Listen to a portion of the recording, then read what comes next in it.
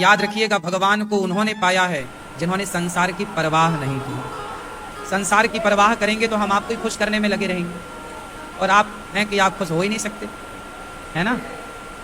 सीता माँ खुश ना कर पाई संसार को, मीराबाई ना खुश कर पाई संसार को, तो भला आप और हम कैसे खुश कर पाएंगे संसार को। इसलिए देखिए, ये दास अनिरुद्ध को भी लोग गालियां देते हैं कि नहीं, हाँ या ना, बुरा कहते हैं कि नहीं। क्यों कहते हैं? क्योंकि संसार का स्वभाव आज से नहीं है ऐसा। माता सीता ने तो कुछ भी नहीं बिगाड़ा था किसी का। क्या बिगाड़ा था बताओ? भगवान कृष्ण ने तो कुछ नहीं बिगाड़ा था शिशुपाल का, पर 100 गालियां रोज देता था कि नहीं? बोलो, देता था। 100 गालियां रोज देता था, पर डे की 100। कृष्ण ने क्या बिगाड़ा था? बोलो, हाँ।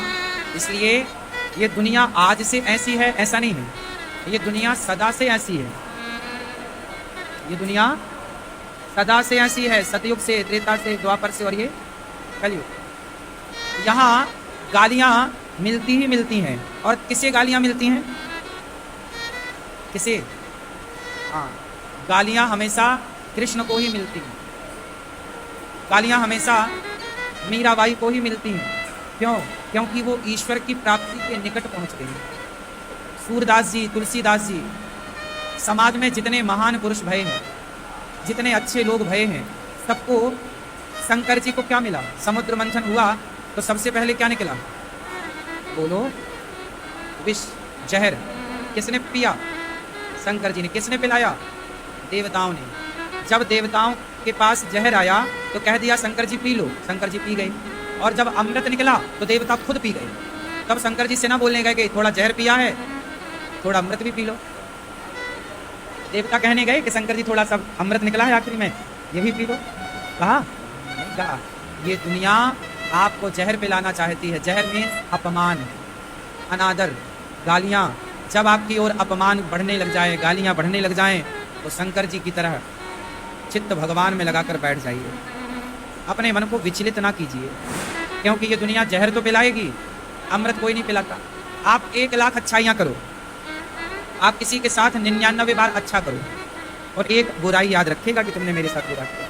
99 अच्छाई वो याद नहीं रखेगा। अभी आपने सुना होगा 30 तारीख को, 30 सितंबर को, जब मैं मुंबई गया कथा सुनाने, और उस मंच पर मुख्यमंत्री आए एकनाथ शिंदे जी महाराष्ट्र के। और आज़ाद भारत में, आज़ाद हिंदुस्तान में पहली बार किसी मुख्यमंत्री ने व्यासपीठ में आके कहा कि आज से मैं इस व्यासपीठ पर आकर, इस मंच पर आकर यह घोषणा करता हूं कि आज से महाराष्ट्र में गौ हत्या नहीं होगी। और महाराष्ट्र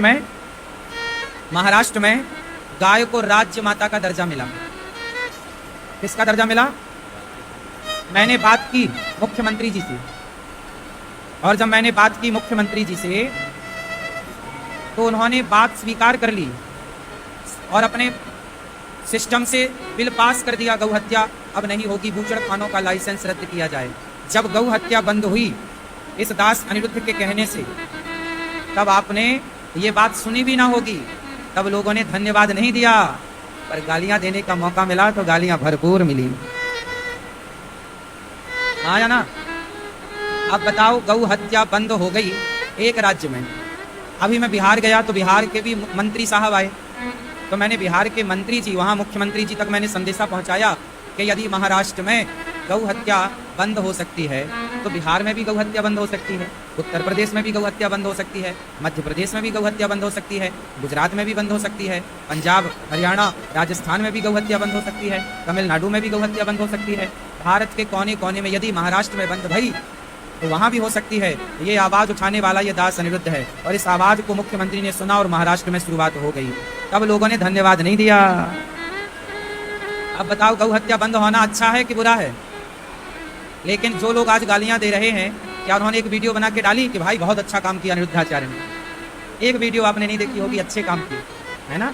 और अच्छा काम, एक बात समझ लो, जब महाराणा प्रताप लड़ रहे थे मुगलों से, तो महाराणा प्रताप का साथ जंगल के भीलों ने तो दिया था, जंगल के आदिवासियों ने तो साथ दिया था, लेकिन महाराणा प्रताप के जो और बराबर के राजा थे, उस क्षेत्र के आसपास के 100, 500, 1000 किलोमीटर के दायरे के। क्या उन राजाओं ने महाराणा प्रताप का साथ दिया? उत्तर दो। मैंने एक बात सीख ली मेरे नौजवान दोस्तों और भाई और मेरी माँ, कि जीवन में चाहे लड़ाई धर्म की हो या सत्य की, लड़ना अकेले ही पड़ता है। यदि धर्म की लड़ाई है, सत्य की लड़ाई है, आप सत्य के लिए लड़ रहे हैं। देखिए हुआ क्या, हमारे भारत में हिंदुओं के गांव कन्वर्ट हो गई। ईसाईयत फैल रही है कि नहीं? हिंदुओं के गांव धर्म परिवर्तन की आग में झुलस रहे हैं कि नहीं?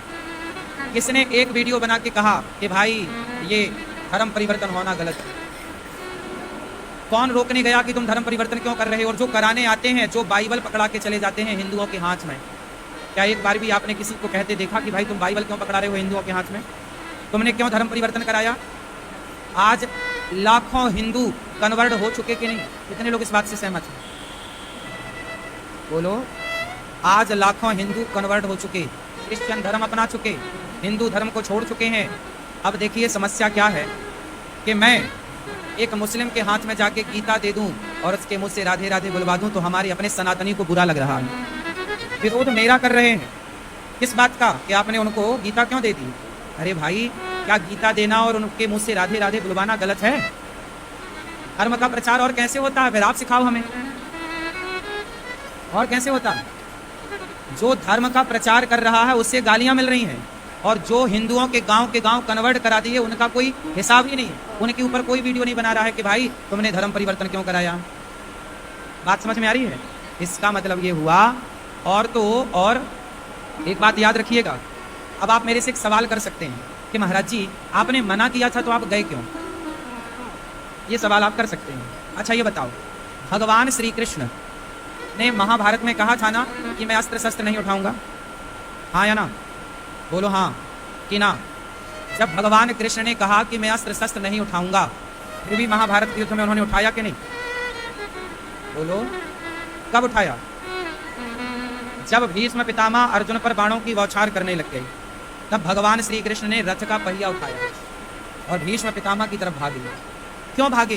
क्योंकि वहां भगवान अर्जुन को बचाना चाहते थे। किसको बचाना चाहते हैं? जैसे श्री कृष्ण अर्जुन को बचाने के लिए पहले कहते हैं कि मैं नहीं उठाऊंगा अस्त्र शस्त्र, फिर उठा लेते हैं, उसी तरह मुझे लगता है कि मेरे द्वारा गीता देने से, राधे राधे कहने से और इनके मुंह से राधे राधे निकलवाने से मेरे धर्म का प्रचार होगा, धर्म जन जन तक पहुंचेगा।